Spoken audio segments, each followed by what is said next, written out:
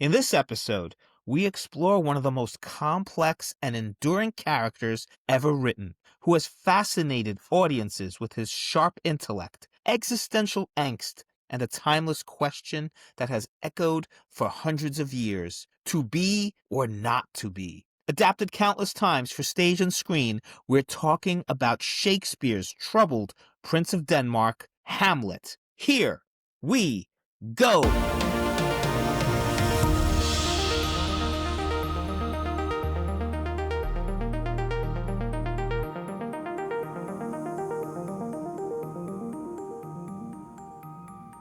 And here we are again for another episode of Greatest Characters in Pop Culture History. I am Nick, and today my guest is one of the greatest character actors I've ever had the pleasure of watching, Timothy Cox. Thank you for being here, Tim. Oh my God. Thank you, Nick. Long time no see, my friend. And thank you very much for the kind words. I appreciate that. You are really like, I see you on stage sometimes, and it's unrecognizable.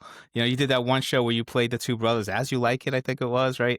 It's so Yeah. different. Like one was, evil, and the other one was so good.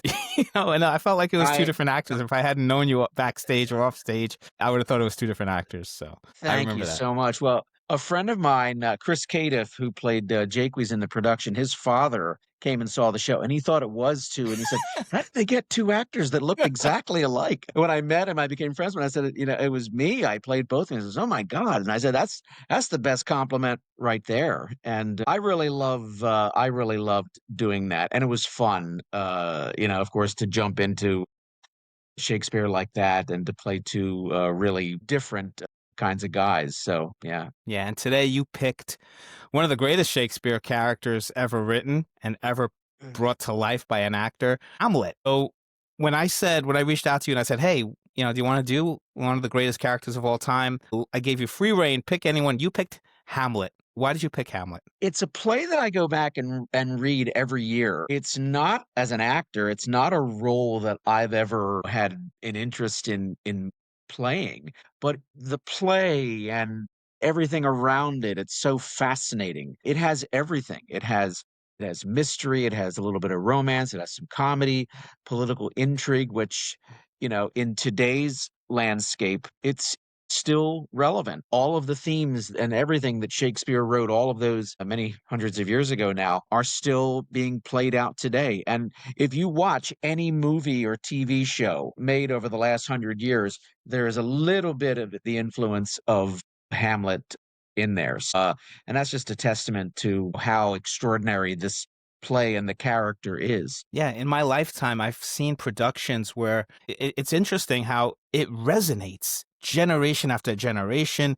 year after year. It's just incredible. And I think that's why it's so timely, right? Oh, yeah, and it's a play that, every time I read it or if I see a production, you learn something new. I mean, of course, of the hundreds of actors who have played, I think the first actor I ever saw play, I probably it was probably the Laurence Olivier, Hmm.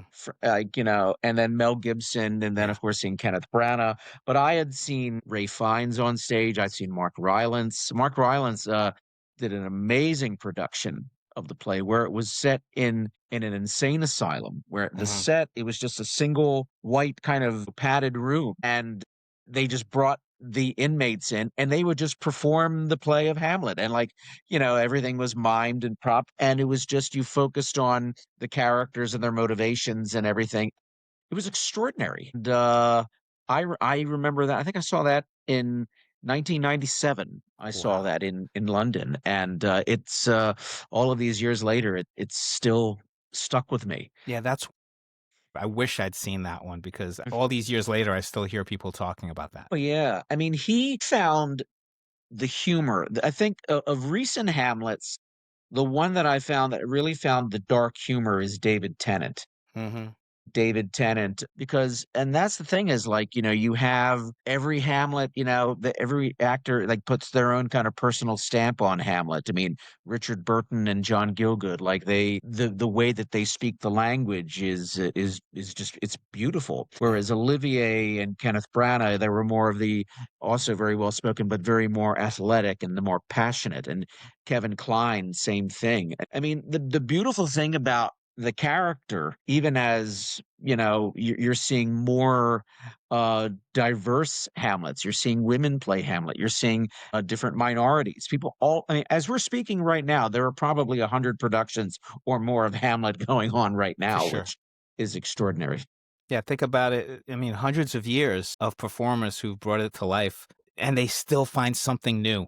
I mean, Oh, that's what yeah. boggles my mind, that they can still find something new, and audience can still see something new when they see it performed. So you said you read it every year. When do you remember the first time you were exposed to it? Was it reading it in class or Yeah. seeing a movie Reading it version of it, or I think reading it in class, I remember when I was in high school, I was very intimidated of Shakespeare because we didn't do a lot with it. And I remember I did a monologue, the St. Christmas Day speech from Henry V, and I had seen Kenneth Branagh, and he made it so accessible, like the Shakespeare, like he made it like that and his wonderful Much Ado. And I think I had just graduated from high school and he had announced that he was going to be doing the full Hamlet. And I thought, well, maybe I should read it. And I read it. And as soon as I read it, then I wanted to see a couple of film versions. And I saw Tony Richardson's version with Nicole Williamson and Anthony Hopkins as Claudius, Mel Gibson, Laurence Olivier, Derek Jacobi. I mean, and any recording that I could get my hands on, Paul Schofield. I'd that's always great. wanted to see if there was a recording of Albert Finney because Albert Finney was one of my favorite actors, but I could never, because I think he did it Wow. in like 1975 with Angela Lansbury as Gertrude, but You think there I is don't a think there recording was out a there somewhere? God. If there is, I would love one. But that's the thing is like every major actor, For sure. for American and English actors and Irish actors, it really it's kind of like why people want to play Willie Loman and Hickey and the Iceman Cometh, and it demands your best as an Yeah. actor, and I think and there are actors who have played the part more than once, like Richard Mhm. Burton, I think, first played the part in 1953, Mhm. and I think in his own words, he said he Uh, wasn't very good, and then he mhm. came back to it 11 years later Yeah, and the did John that Gielgud famous production that he got yeah, such John raves. Gielgud and Hume Cronin was Polonius, and so it's like every actor they want to put their stamp on it. And but I came to it just initially as a fan of like just being fascinated. And what I found is as I read the play, I became more interested in the motives of the other characters, like Claudius and Polonius and the Gravedigger, because I thought, well, these are all the people who are kind of obstacles for Hamlet. Mhm. And I've always wondered, like, who else was in on the death of Yeah. Hamlet's father, because, I've always thought that Gertrude and even Polonius are not necessarily innocent because you don't come up with that kind of plan Yeah. all by yourself. So even with a modern setting with the politics being the way they are, it's interesting to think of it in those terms that what did Polonius know? What does Gertrude know, or Laertes, or even Ophelia for that matter? That's the joy of all Shakespeare, Mhm. is that you can go in and you can ask these questions and in rehearsal and in performance, and you may not, and it may just lead to more questions. And I guess that's part of the fun of this Yeah. work too. It's detective work. And Yeah. I think that's why this place specifically, I think people they want to crack the code, and it's kinda like you just can't, and, Mhm. you just keep doing it and try to figure it out, but the joy of it is that, like, we of all of the Hamlets that you and I have probably seen, each Hamlet is different, but it's their own Hamlet, and that's the key thing. You have to Mhm. make it your own Hamlet. You Absolutely. can't go out and try to I saw Paul Giamatti Oh, do wow. Hamlet at Yale. This is a couple of years ago, and I think he was 47, and he was wonderful. He was wonderful. And I like, I like the Hamlet for the character actors. I'm Yeah. like, go get him, Paul." Or And when you Michael talked about Stuhlbarg just folks who've done it more than once. Ian McKellen did it when he was young, and then he did it when he was, what, 80 something years old and pulled it yeah, off, you know? So, pulled it off. That's the thing is it's like, Hamlet, it's something, it's a character that it baffles us, because you're always peeling that onion, and that's what you want with any good character. I don't think anyone who has ever played Hamlet whether it from Richard Burbage to Derek Jacobi to Peter O'Toole to Jude Law, all of them.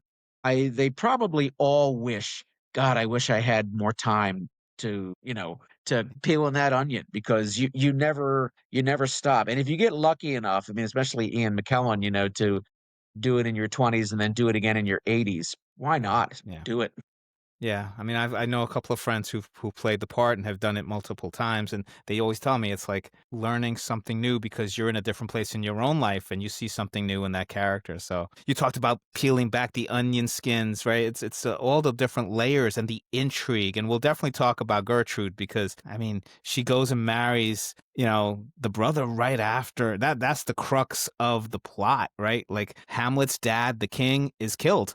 And Yeah. then, he's, the suspect is his own brother who takes the crown and then marries Hamlet's mom. Not that far. And Hamlet just goes through this insanity and depression and suicidal thoughts. All these things that are still very human and very relatable in this day and age. He managed Mhm. to kind of write something that was that deep, and that interesting. As of this recording, there's a new movie coming out called Hamnet, which is based on a novel about Hamlet's real son who died when he was young. And it was, right before he wrote this play. And a lot of people think a lot of that stuff about grief comes into play, whether or not that was an inspiration for him or not. But Mhm. the name is very similar and obviously based on historical precedent, the Danish storylines and things like that. But it's just so rich and so amazing that this is his masterpiece. Mhm. And it's the one that, you touched on. I mean, anyone, about grief. I mean, there's the famous story of Daniel Day-Lewis when he was playing the role, I think in the late 80s, and I believe his father had recently passed away and doing the show, and he thought that he had seen his father as the ghost. And forgive me if I'm paraphrasing history here, but I think he left the production because it was such I mean, about grief. And Hmm. that's the thing is, it's like when, one of the misconceptions I think that some people have about Shakespeare is that it's just going out and saying the poetry, but really good actors, you're able to take that and really connect it with honest, true emotional feelings about grief. I mean, that this too solid flesh should melt. I mean, like he is in mourning. And the fact that Claudius says to him, he said, you know what, you've mourned long enough.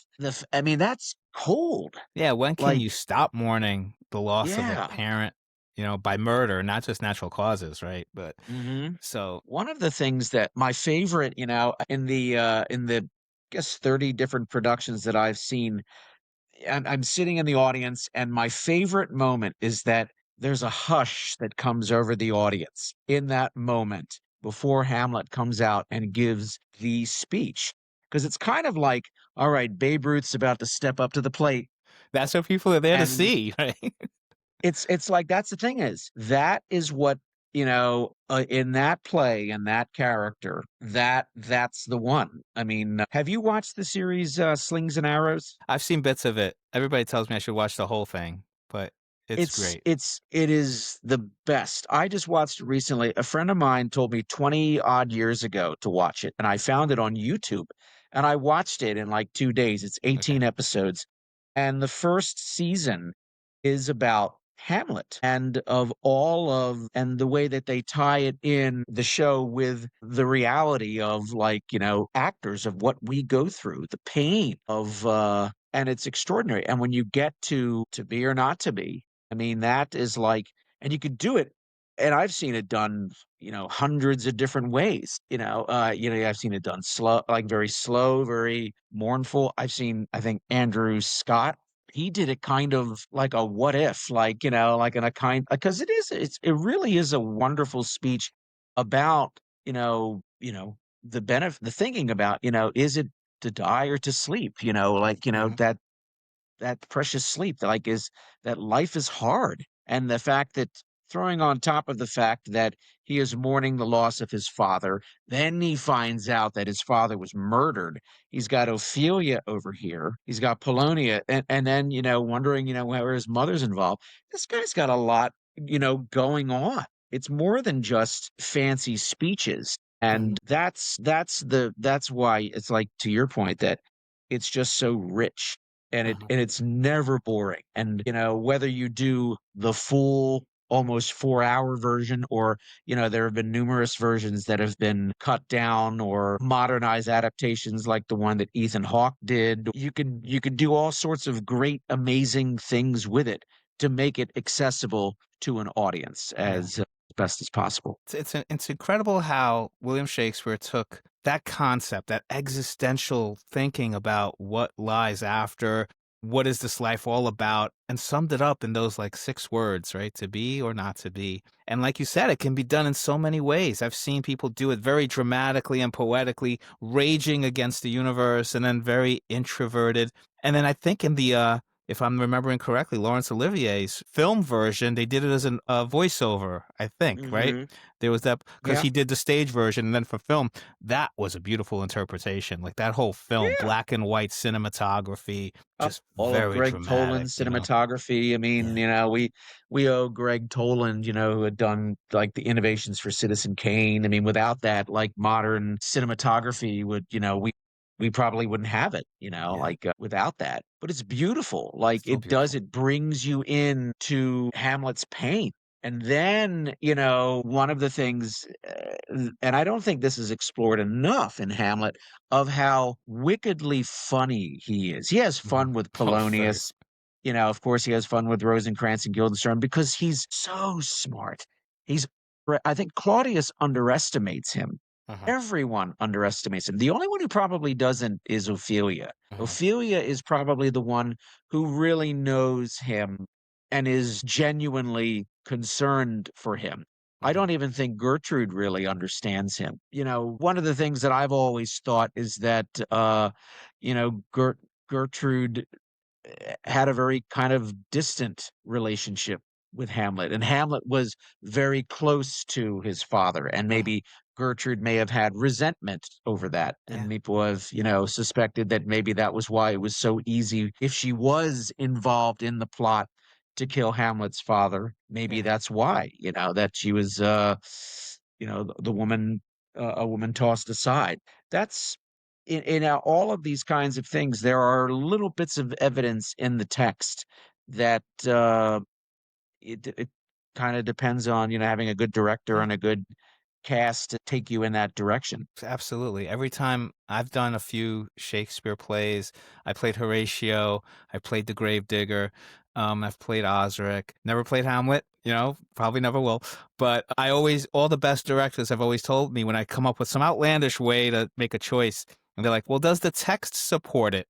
And I'm like, Mhm. it doesn't deny it. It doesn't reject it. Maybe.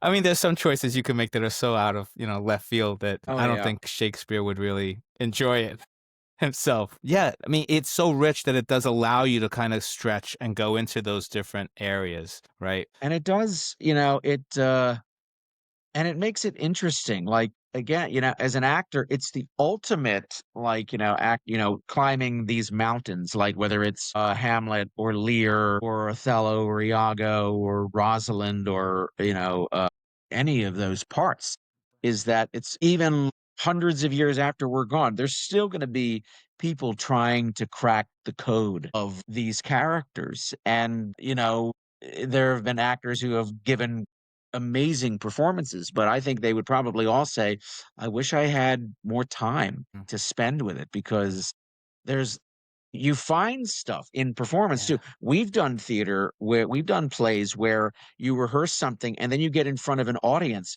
and, like, that's what that meant. Oh Yeah. god, we were way off, or that's what that means. So it's just, with Hamlet, I can only imagine an actor who's playing it, and especially if you have the privilege of doing the full Mm. the full the full the full thing. You find stuff every night Mhm. when you're doing it. I mean, that's the joy of acting live, you know? Oh, yeah.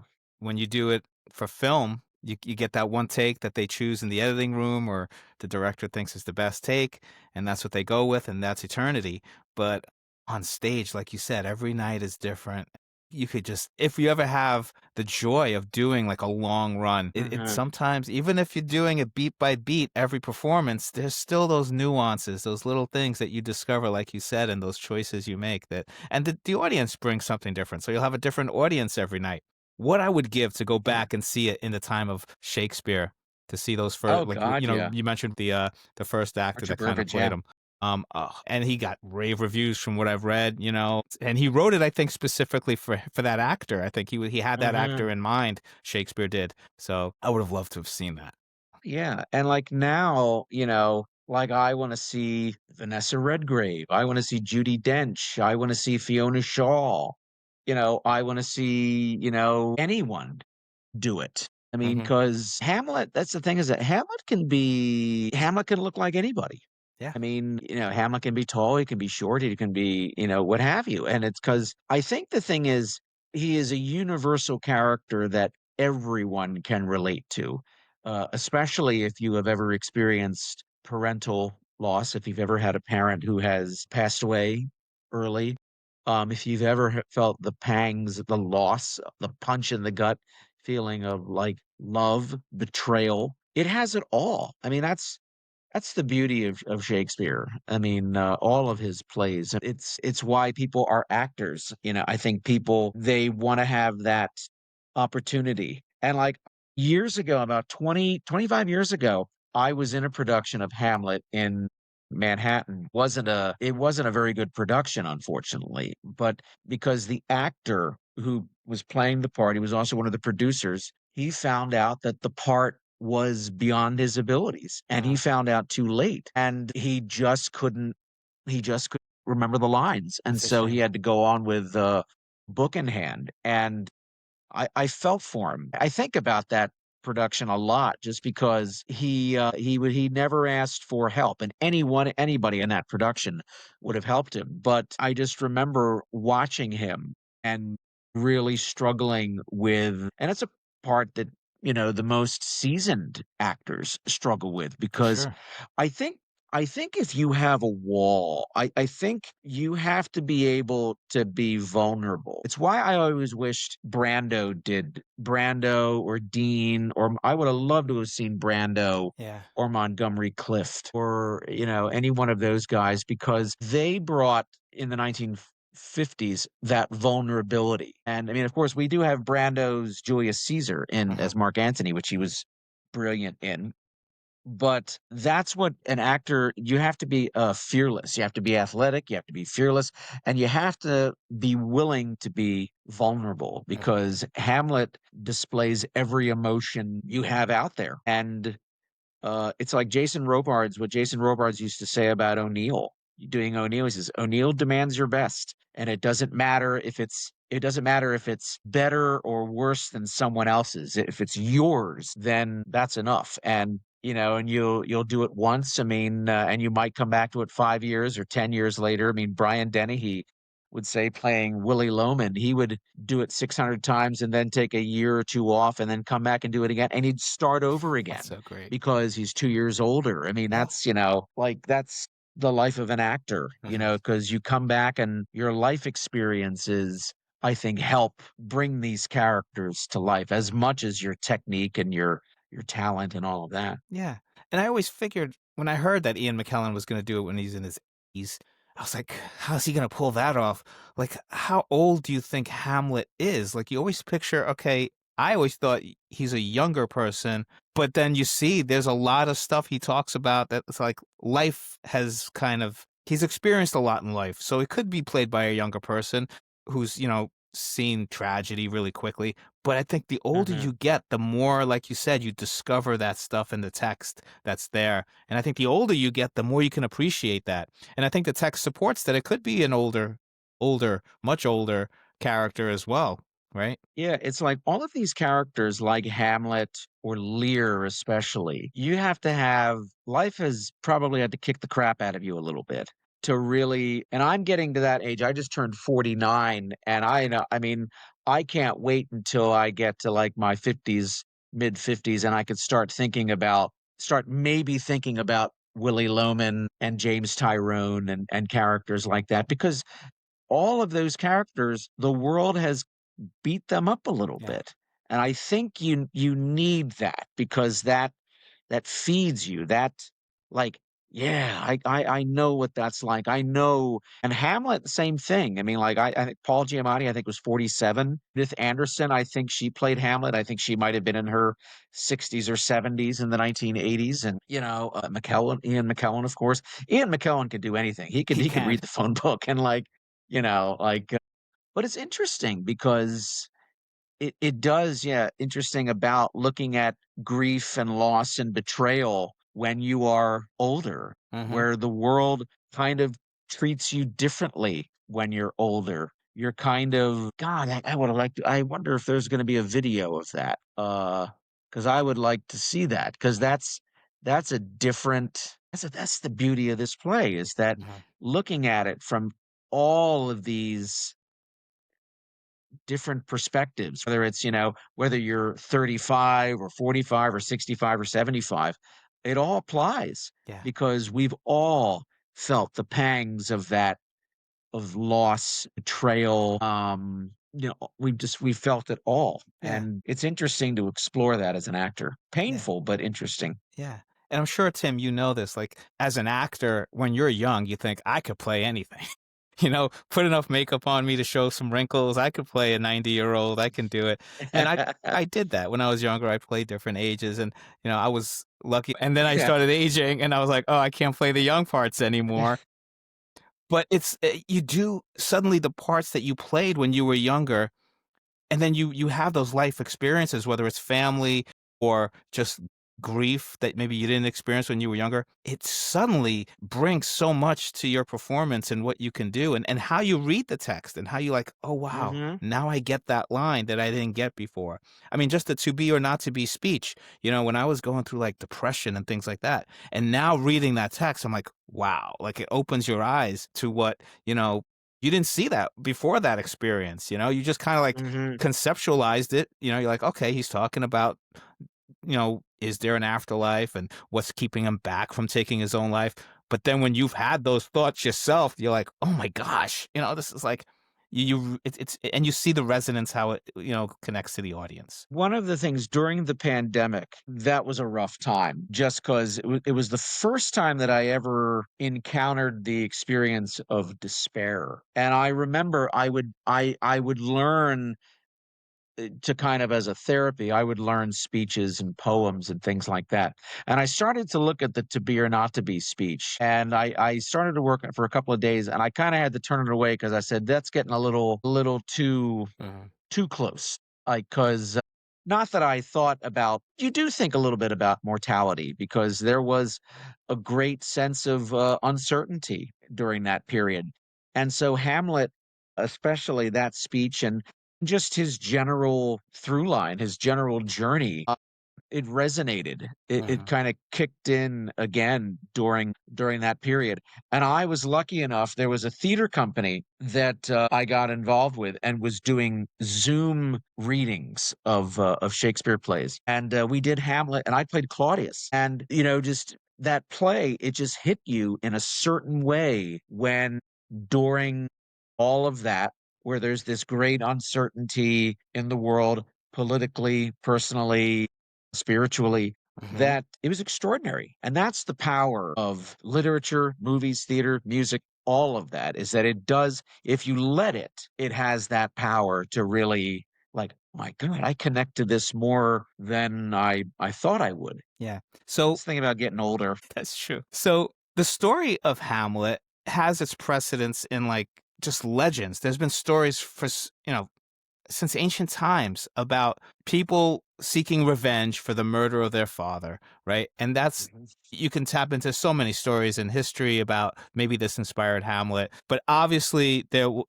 when William Shakespeare wrote the tragedy of Hamlet, Prince of Denmark, that's the full title. Right away when he uses tragedy, it's not going to have a happy ending. It's going to No, be no. something brutal. But there is something about his tragedies that are like you root for these characters, even some of the villains who do terrible things. You see the humanity. in it. Then there was like the story written in Latin that described Danish history. So there is historical precedent for this Prince of Denmark, etc. And Shakespeare has done that. Whether it's Julius Caesar, Romeo and Juliet, he's taken stories and historical things like Cleopatra and turned them into plays. And he makes this play that has stood the test of time, right? Just Mhm. amazing language. It's said that this is one of the most quoted pieces of literature and works that has ever been written. But I still think it's a shame that most of us are exposed to it for the first time reading it instead of seeing it performed. Yeah, it is meant to be seen. I mean, all Shakespeare and all theater, as great as beautifully written it is, you feel the full power of it when you see it in the theater. There have been many wonderful film adaptations of Shakespeare, but seeing it in a theater, in a room with a couple hundred people and having that shared experience, and everybody comes at it. There are people who are Shakespeare experts. There are people who have never seen Shakespeare before. That was always the joy of going to see Shakespeare in the Park, Oh is yeah. that you had everybody, you had children, that would come. I remember I went and saw John Lithgow do King Lear, and there were kids in the audience, and I said they should see this, they see that and they say, be nice to your parents, Yeah. but like that's the power of like that live Yeah. theater, that communal experience. Whereas, back in Shakespeare's time, that was entertainment. Hmm. And it was everything. You didn't have television, you didn't have the internet, thank God. You didn't have Facebook, any of that. I mean that, and it was controversial, people, because I would imagine some of the characters might have had connections to characters who were living and breathing at that time, that but he dared to do it. Hmm. And the fact that we're here tonight discussing, all of these centuries later is it's Yeah. just a testament to that this stands the test of time. Yeah, I always wondered if he was alive in modern times with the internet, what would he write? Would he be doing blog posts? Would he be doing a podcast? I always used to say I think he would be writing soap operas, but now soap operas aren't really a thing anymore. So maybe web series or who knows, some streaming stuff he'd be I writing tell you, probably. you But get someone like him and Patty Chayefsky and Ray Bradbury and Kurt Vonnegut in a room together. That's like they could write their own remake of The exactly. Twilight Zone. And all they would have to do for inspiration is open up the newspaper, Yeah. or go on, online. I mean, I just watched a documentary about Patty Chayefsky. Brilliant. And he knew 50 years, or 25, 30 years before, of where we were headed to as far as television and businesses and all of that. And I think Shakespeare, I think he was tapping into that same thing. I Hmm. mean, the fact that all of his plays, I mean, or you watch The Godfather. I mean, it's all like, that's Shakespearean, Yeah. like the way, I mean, the fact that in Godfather 2, spoiler alert for the 5 people that haven't seen it, the fact that Michael kills his own brother. I mean, that's that's right out of Shakespeare. Oh yeah. And it's extraordinary. I mean, so it inspires everybody. So if he were with us today, I think I would like to think that he would be hopefully like a Mark Twain, like just commenting on everything. He would probably be sad, but Hmm. he would probably have plenty to write about. Yeah, and I think he would dabble in different genres. So he would do stage plays, and I think he'd make some films, and who knows, Oh yeah. experimenting. Mhm. Yeah. 2 years, a few years before he did Hamlet, there was another play which is now lost to history called Hamlet. It was written by Thomas Kidd. Some people suspect Mhm. that Shakespeare himself might have also written that play. It's lost. Mhm. We'll never see it. I mean, that's one of the things where I hope maybe there is a copy out there somewhere and Yeah. someone will one day miraculously find a copy. I think that would be fantastic. But that Mhm. was, circa 1589 when that was allegedly, around. And then Hamlet is written in between 1599 and 1601. And of course, Shakespeare's young son Hamnet died in 1596. So it's right around that Yeah. whole period. And then it was done on stage and people loved it. People, it is the greatest play arguably in the history of humanity, right? It just captures grief, like we said, mourning and insanity. Like he, pretends to be insane. He is insane. Ophelia definitely goes insane. It's just, it's got the highs and the lows, which every performer wants to perform. Every audience person wants to experience when they go to experience theater, right? Mhm. We talked about all the people on stage that did it. And then it's interesting how you said anyone can play Hamlet, male or female, child or old. The first filmed version of Hamlet was a short scene called Le Duel de Hamlet. It was with the French actress Sarah Bernhardt, the duel Oh, scene. yeah. So Sarah Mhm. Bernhardt, famous actor of the time, right? Sure. She played Hamlet for the first time on celluloid. Um, and that, I think that's just amazing. And then there was a German silent film that also had a female lead, Asta Nielsen. She played the part as a woman who was raised as a man. It was very radical for the time. This was again Mhm. Germany in the 1920s was doing like just amazing, amazing stuff before the Yeah. horror that started happening there. Just amazing that again, the two really first time on film, women played the part and brought it to life.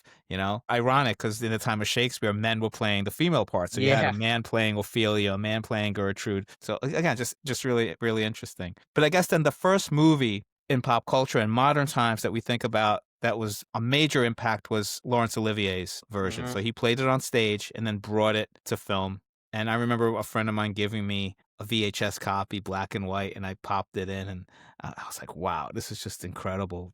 You could just look at it, turn off the volume, and just look at it. It could be a silent movie because it's so visual and so amazing. What do It's you think about Laurence stunning. Olivier's performance? Olivier brought something like, this great athleticism to the part. I mean, during the fight scene with Laertes, I mean, flying off the balcony like that is extraordinary. Of course, that's was probably one of the most, popular Hamlets of the time because, I mean, Olivier won the Oscar, and it's a rarity among Shakespeare films, especially at that time. It won the Oscar for Best Picture of that Yep. year, but it really holds up. I would have loved to have seen Olivier play Claudius, though, because Mm-hmm. I think Claudius, when I did it a couple of years ago, like as an inspiration, I was reading a book about Nixon at the time, and Nixon was a very flawed man. And I kind of tried to employ like that this thirst for power and popularity, but it was all an act that he Mm-hmm. never. And I always thought that when Claudius has his confession scene, that's the scene where he realizes that he's a fraud, Mm-hmm. really, that he probably was jealous of his brother, that his brother was something that he never was, that he was a legitimate king who actually cared about his people. And whereas Claudius, he just wanted the trappings, but then realize that once you're in there and you put the crown on, you actually have a job to do. I think that, and Hamlet is an obstacle that he just won't get out of Claudius's way, and of course, ultimately, Claudius has to deal with it. But again, in the end, it's so sloppy how he handles it that what it really shows is that Claudius is probably not really made for this life. And I think ultimately that's kind of what I thought about Nixon is that Nixon, he was a guy that he looked the part, but probably was a little, scared to do the job. Yeah. And I don't think he ever got over losing to Kennedy in Oh yeah. 1960. He was But it so was paranoid, interesting and to that's what like, led to Watergate. Right? That just the paranoia that somebody's going to take this away from me again. Right? Power, well, hunger, just hold on to it. it was what I tried to imbue because I that was really interesting to think about that because yeah, Mhm, Nixon was incredibly paranoid. mhm. And when you're paranoid, you make mistakes. And Claudius, like the way he handled in the end with Laertes and all of that, he acts fast and thinks fast, and he really didn't think it all the way through. Yeah. So But I it's love that interesting. scene when Claudius is praying, and that's Hamlet's chance. Kill the guy. But he's like, if I kill him now, he'll go to heaven. He's confessing his sins. It's like, I'm not going to send him to heaven. I'm going to send him to the other place. It's powerful scene, really amazingly written. It really is, and that's the thing is, you could think that, like, he could end it right there, but there's a part of Hamlet that wants him to, the conscience of the king, Mhm. like, to him to, like, admit it or and serve his time and die in prison, Mhm. like, yeah, he has that opportunity there, like, Yeah. it's wonderful. My I always have a question. Do you have a favorite Hamlet that you've seen in film? It's interesting because I grew up watching so many films in the '90s, and that was when you had those back to back to back adaptations. You had the Mel Gibson version directed by Franco Yeah. Zeffirelli, which was so action packed, and so I loved it at the time. When I saw it, I was Right? like, I loved it. Then you had a few years later the Kenneth Branagh version, which I Mhm. felt was like Kenneth Branagh watching the Mel Gibson version and saying, come on, let's do the unabridged version. It was almost like also the way he's got his hair kind of very frosted, almost looked like he was evoking a little bit of Laurence Olivier as well. And it was just like Yeah. his dream. Like Kenneth Branagh wanted to do this 4 hour epic unabridged version. It's so visual, it's so majestic, it's so operatic, right? Mhm. So different from the version that Mel Gibson did. And Yeah. then right after that, you've got the Ethan Hawke version, which was a kind of a reaction to the Kenneth Branagh version because it's so much Mhm. more intimate. And it's how, he plays this young filmmaker in New York, and I mean, the To Be or Not to Be Seen takes place in like a Blockbuster video store, Yeah. right? Or something, right? So it's just kind of like it shows within a span of like 10 years, you can make these movies that are so different and yet take the source material. And I loved all three. I thought all three were Mhm. really well done. Yeah. It's just amazing. Which one was my favorite? I actually like some of the live performances. I love, my friend Tal has done it a couple of times, and a couple of them I was in. And, I love those performances. But for a screen performance, I like Mel Gibson's version. I like Laurence Olivier. So I don't know. It's hard to pick because they're all different. But I would say some of the live versions, like you mentioned, Yeah. David Tennant, and I had a chance to I think see I'm blanking on there was this young actor who was very famous, but that resonated. Seeing it on stage live, you kind Mhm. of forget you're watching a play and you just get caught up in the story and the character. Whereas with film in a theater, sometimes or even watching it on TV at home, you get distracted and you realize you're watching a film. But live theater, sometimes, if it's done well, you're there. You're in that scene in that moment. There's a hush that comes over the audience, when you like, I mean, seeing Jude Law, Jude Law, I you think that know might have been the yeah. version. Yeah, Jude I think Law. he did it, like, 2010, I think Yeah, it was, that was it.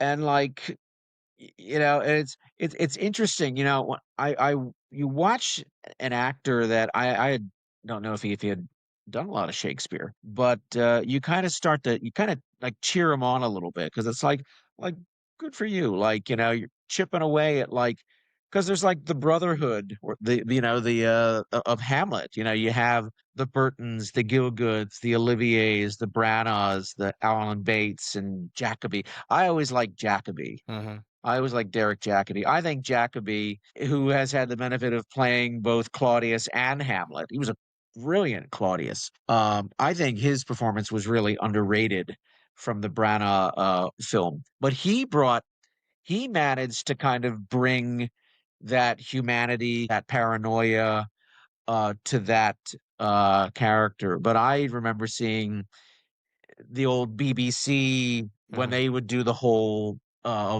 collection, the whole canon of, I think it was 1980 that Derek Jacobi did it.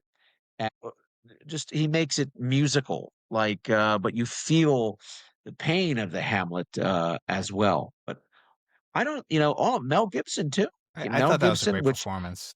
He really Mel Gibson, he was like, at that his was a peak at the gamble time. because it was the peak of his popularity, was a gamble because, people didn't really consider him an actor, but and he had a very good director. Yeah, It was a Franco good Zeffirelli can adaptation. do no wrong when it comes to those kind of Yeah, Shakespearean films, right? surrounded him with a really stellar cast, Alan Bates, Ian Holm, Paul Scofield, who was, I think, one of Mel Gibson's idols, and, you know it's extraordinary, like, on film, but I agree with you. Seeing Hamlet in a theater and if you have the benefit of seeing something on stage like the Richard Burton version that was so popular that they actually recorded it and played it in theaters. It was that's how popular it was because, of course, Burton, he was destined to play that part, to have John Gielgud direct it and also play the ghost, and so but yeah, no, Mhm. yeah, I never saw Tal play it. I know Tal I mean, at this point, he's probably done every Shakespearean I think play he there wants is, I to. would think. Keep joking with him that he will do every single Shakespearean play, Good for and he him, good should. for him. He was my Oh, first yeah. guest on this podcast. We talked about Sherlock Holmes, and he's gonna kick me because I'm sure he would love to talk about Hamlet for hours and hours, and maybe we'll do a part 2 one day. But, no, the productions and they were so different. That's why I love you can dive into it and take it from a totally different perspective, and it still works after all the Well, years. You could do it and you minimalistically, you could do it realistically, you could do it as a period piece, you could do it contemporary, and it always works, if you do it the right way. But I guess I should say, like, sometimes it has to be done right too. Like, you mentioned the one performer who, like, didn't feel like they had it, and that's tough if that's the first time somebody is seeing Shakespeare for the first yeah. time and it's not done right. The language can be a barrier, and if you don't make it where you can connect to the audience, it's tough. So I give credit to all the English teachers out there who can take it and have the kids look at the text and see things for the first time and be like, "Wow, I never saw that before. I see what he did with the poetry and the language." But then to bring it to life, I think that's where it's like, Yeah. it flies. And if you can get, young kids, high school kids interested in and just sit them and have them sit down and just read it and say it aloud or watch a film version or listen to an audio recording, you will surprise yourself of how much you like it, connect to it, and then hopefully it goes you leads you to other works Yeah. of Shakespeare. I mean, that's the power of this man's writing and why Mhm. he will endure and why, not just with Hamlet, but you get to an age where you start thinking about Lear and Prospero and things like that. Not necessarily from an actor standpoint, but, like, you start to connect to them more like, "Oh, like, I get it now." Mhm. Like, there's a big difference, from reading Shakespeare when you're 25 and when you're 45. You start to like things hit you a little differently, which is nice. That's one of the nice things about getting older. If you allow it, you get to feel new again. So we've talked about Claudius and Gertrude. Some of the other characters, I think the ghost, right?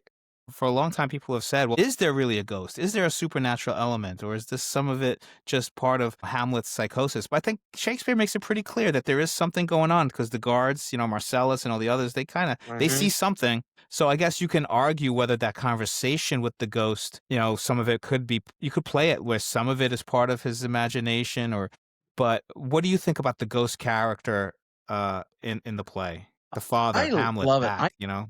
I think it is one, the father, the fact that Hamlet never had a chance to say goodbye to his father. Like, that's something that, thankfully my father is still with me. He's gonna be 80 this year. But I know that there's gonna be that day where he's going to be gone. And all of those things that you wish you could say to your father, to your mother, to a friend who may have passed away, you don't have that chance. And I think, when Hamlet sees him, he is so like, is it real? And, like, of course, when the ghost tells him what happened, it's like he's born again in a way. One of the things that I really liked about the Ethan Hawke film version was I loved the sequence with him and his father, played by the late great Sam Shepard. Amazing And performance. it's just a beautiful scene. It's a genuine father-son, Sam Shepard looking cool with the long leather jacket, God bless him, and it was just a very sweet, tender father-son scene. Mhm. And I thought it was one of the best scenes of the movie. And usually in productions that I've seen, the ghost is very formidable and very intimidating, and it works. But, like, there was something about that it was just, yes, I'm gonna tell you, like, of what happened, but this is my way to tell you, yes, revenge, remember me, there's like that, not only avenge me, but, like, remember me for the father I love that that I line. was and for the king. You could Yeah, and deliver it so many different ways, and it's very powerful. yeah. Like, I actually the older I get, the roles like Claudius, I played Polonius, the ghost would be interesting to Mhm. play because it's just there's a lot there. There's a lot that's said, there's a lot that's unsaid, it's just a moment. It's about fathers and sons Yeah. and the relationship and allowing each other to be vulnerable.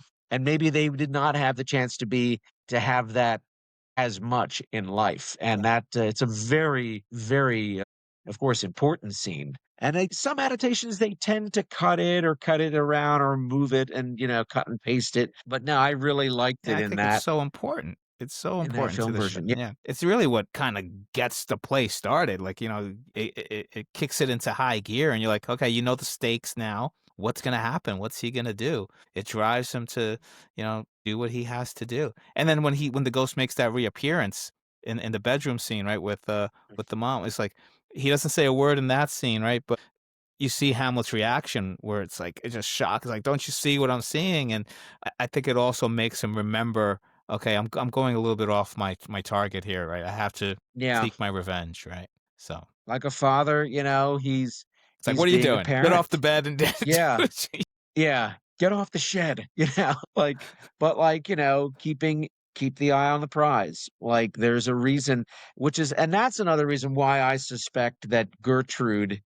think Gertrude has had something to do with the murder, the cover-up. I think Polonius does too. I mean, Polonius is an interesting character, and I've seen, Polonius is often played as kind of a befuddled old man, kind of a comic character, kind of a comic relief.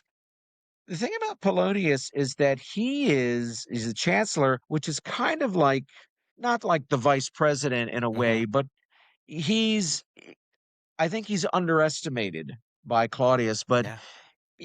I guess he's kinda like, Speaker of the House in a way, but, one of the best Poloniuses that I've ever seen was Sam Waterston. He did Okay. it in the park. I think it was Michael Stuhlbarg. Now, Sam Waterston he had a little bit of the befuddlement, but underneath that, this was a guy who knows where the bodies are buried, and I think that is, and kind of like a Spiro Agnew. Yeah.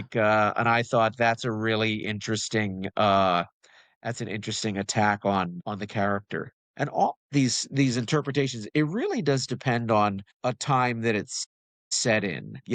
If you really do have to do your homework if you are setting it in a specific time, like, in modern day, or it would be interesting to see Hamlet set during Watergate or Mhm. something like that when paranoia was at an all-time high and, trust and people were jumping ship and stabbing each other in the back and and you had whistleblowers here and there. It would be really interesting to see that because it ties together with what's going on in the world right now. Yeah. It's almost like in many ways Hamlet is kind of like, not a play of fiction. It's like it's happening. Yeah. People call, politics political theater now. And they have every right to call it that because it's like, Yeah, it's stranger than fiction sometimes, right? And yeah, then you have exactly. Yeah. Ophelia. I mean, one of the even greater tragedies, right, in the play than what happens at the end when everybody dies. Mhm. Spoiler alert, if you didn't know by the title Tragedy of Hamlet that everybody dies pretty much. But Ophelia, I mean, her love for Hamlet is rebuked, right? Get thee to a nunnery, right? And then she goes crazy. Her dad gets killed, right? And She's a child. yeah, She's a child. and how hard of a character that is to play. When she really loses it, if not done right, it could become like this caricature and this kind of, but when done right, you just like your heart melts and breaks and you're like, you know, She has a father who very cold, distant towards her. Mother deceased. The one person, Laertes, he goes away. And Hamlet, yeah, she's a child. She's an innocent. I've heard that in the context of the play that she might be 14, 15, or 16, but that she is very young.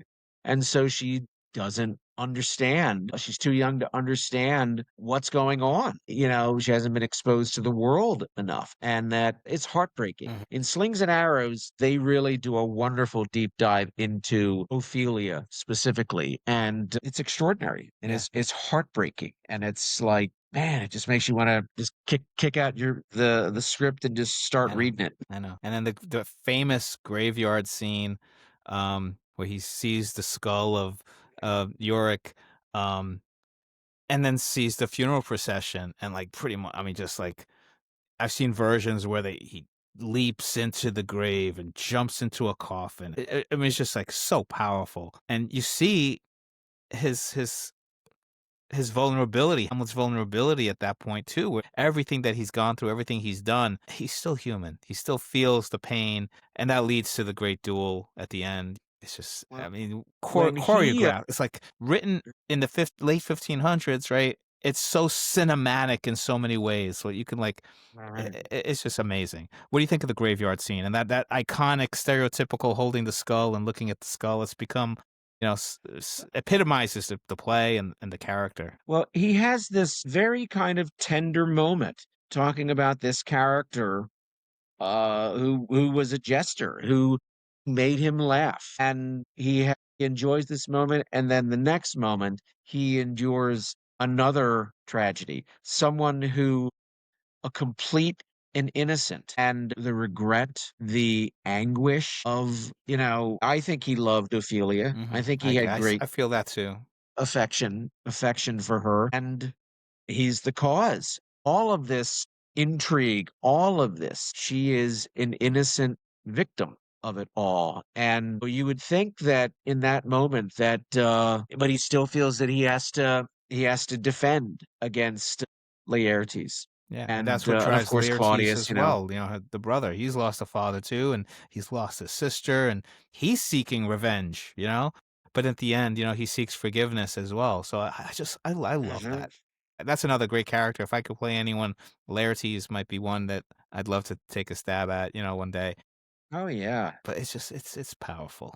Just amazing He stuff. comes home, he comes home and his family is gone. Mhm. I mean, that's like when you think about it, when you just break it all down to just like, put the text aside and just the situation, like you're away at school and you learn that your father has been murdered and that your sister and the common denominator of all this is this one person. Mhm. And so he comes in, he wants blood, and Claudius sees that and he sees can turn this to my advantage. And the problem with that is that I think there's a part that always wonders that Laertes kind of sees through kind of Claudius, but he figures Claudius is going to use him, and maybe Laertes will use him right back. It's Yeah. in the end, of course, with I don't think Claudius obviously intends that Gertrude, the drink, Gertrude, do not drink, and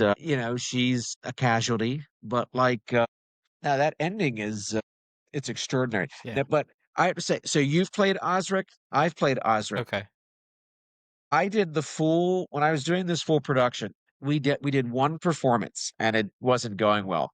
I come out as Osric and there's a woman sitting in the front row and she does this, another new character. And this was like we were at hour 3 and she says another new character and I thought that's a sign when your production's not going very well when, there people are grimacing when new characters are coming on.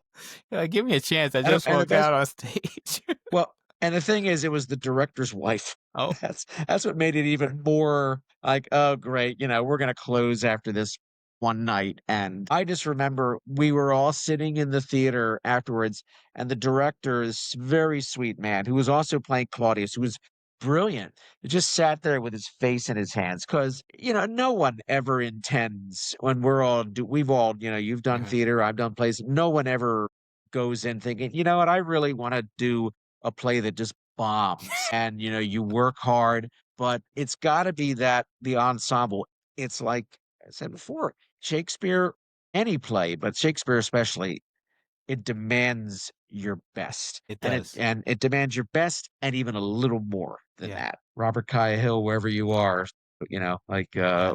know that I remember you fondly. But I'll never forget, like, he just sat there with this defeated look on his face. The look that it just breaks your heart because Yeah, he worked so hard on this right.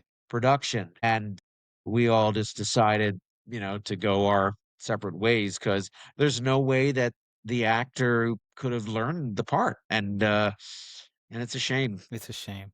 I remember I did a play once where it was like a 450 seat theater and 5 people showed up. And, this isn't union rules where it's like, okay, no show because it's not, the cast is bigger than the audience or whatever.